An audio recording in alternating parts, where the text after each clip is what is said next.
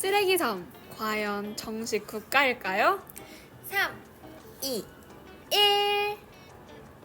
정답은 5입니다. 이제 쓰레기섬이 정식 국가까지 되었습니다. 이 쓰레기섬은 프랑스 영토만한 크기가 되어 더 트래시 아일이라는 이름까지 붙여졌습니다. 안녕하세요. 저는 우리. 저는 방울입니다. 그럼 지구 지킴이 2화, 결국 부메랑이 되어 돌아온다 2탄. 지금 바로 시작합니다. 저번에 1탄에서 말씀드렸다시피 이번에는 대중교통이 환경에 미치는 영향들에 대해서 알려드리겠습니다. 도대체 왜 자가용 말고 대중교통을 타라고 할까요? 다 똑같은 교통수단 아닌가요? 먼저 교통에 의해 발생하는 탄소량은 전 세계 약 25%를 차지합니다.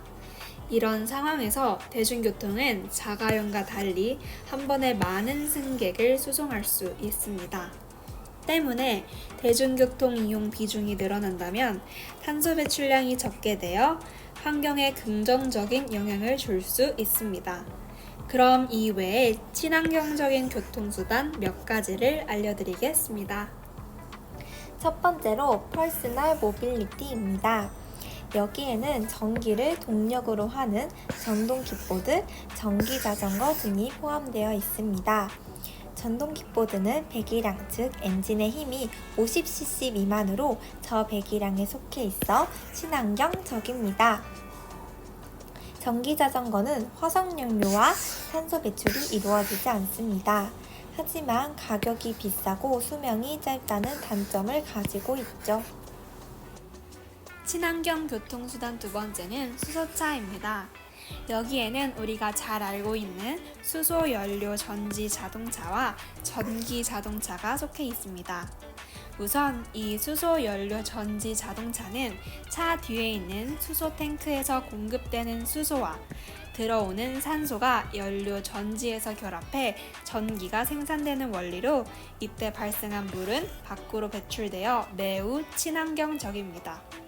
전기 자동차도 화석 연료 역시 발생하지 않고 배터리 충전이 길게 간다는 장점이 있습니다. 세 번째로 점점 친환경적인 대중교통도 발달되고 있는데요. 전기버스와 천연가스버스를 예로 들어보겠습니다. 전기버스는 우선 화석연료 사용 버스보다 친환경적이고 연료비가 싸다는 장점이 있지만 단거리 정도의 배터리만 사용할 수 있다는 단점이 있습니다. 천연가스버스는 질소산화물 일산화탄소와 탄화수소, 미세먼지 등의 배출량이 10분의 1이라는 점과 연료비가 싸다는 점, 액화석유 가스버스보다 폭발 가능성이 적다는 여러 장점을 갖고 있습니다. 우리 모두 친환경 교통수단을 사용하는 것을 한 번쯤 생각해보는 것도 나쁘지 않겠죠? 두 번째로 저희가 많이 배출하는 쓰레기에 대해서 알려드리겠습니다. 네이버 블로그에서 찾아본 결과 최근 한 조사에 따르면 우리나라 1인당 플라스틱 쓰레기 배출량이 3위로 상위권을 차지하였다고 합니다. 1위에서 3위를 말씀드리자면 1위는 59kg으로 호주, 2위는 53kg으로 미국, 44kg으로 한국과 영국이 공동으로 3위를 차지하였습니다. 그렇다면 이렇게 많이 배출되는 쓰레기는 어디로 갈까요? 저희가 여러 개의 영상을 보고 비교하고 판단해본 결과 대부분의 재활용 선별센터의 선별 과정은 비슷하다는 것을 알았습니다.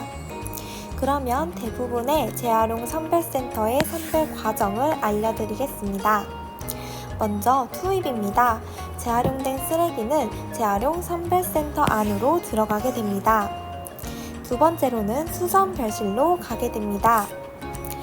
손수, 비닐, 종이, 병들을 골라내게 되죠. 그런데 이 과정에서 컨베이어 벨트가 너무 빠르게 돌아가고 비닐을 잘 구별할 수가 없어서 재활용하기가 어렵다고 합니다. 그리고 자석을 이용하여 철과 캔을 선별합니다. 자석에 붙는다면 철, 붙지 않는다면 캔으로 구별하는 것이죠. 이렇게 분류된 쓰레기들은 비중 발리스틱 선별에 들어가게 됩니다. 비중 발리스틱 선별이란 바람을 이용하여 가벼운 것과 무거운 것을 분류하는 작업입니다. 그래서 물질별 비중 차를 이용하여 비닐, 플라스틱 등을 선별합니다. 마지막으로 다시 한번 수선별실에 들어가 사람들이 최종으로 협잡물을 골라냅니다. 협잡물이란 부정한 것이 섞여서 깨끗하지 않은 물건을 뜻합니다. 이렇게 최종 선별된 쓰레기는 압축됩니다. 그리고 이렇게 압축된 쓰레기들은 새로운 자원이 됩니다. 반면에 스티로폼도 처리를 하는데요. 스티로폼은 협잡물을 제거하고 열과 압력으로 녹여 재활용한다고 합니다. 그렇다면 재활용이 되지 않은 잔재물들은 어떻게 되는 것일까요? 이런 잔재물들은 소각장이나 매립지로 반출이 됩니다. 소각장이나 매립지로 가면 많은 이산화탄소가 배출이 되고 토양이 오염되어 환경이 오염됩니다. 그리고 이렇게 보면 재활용이 좋은 것 같지만 재활용을 하는 과정에서 많은 이산화탄소가 발생되고 많은 인력이 필요하게 됩니다.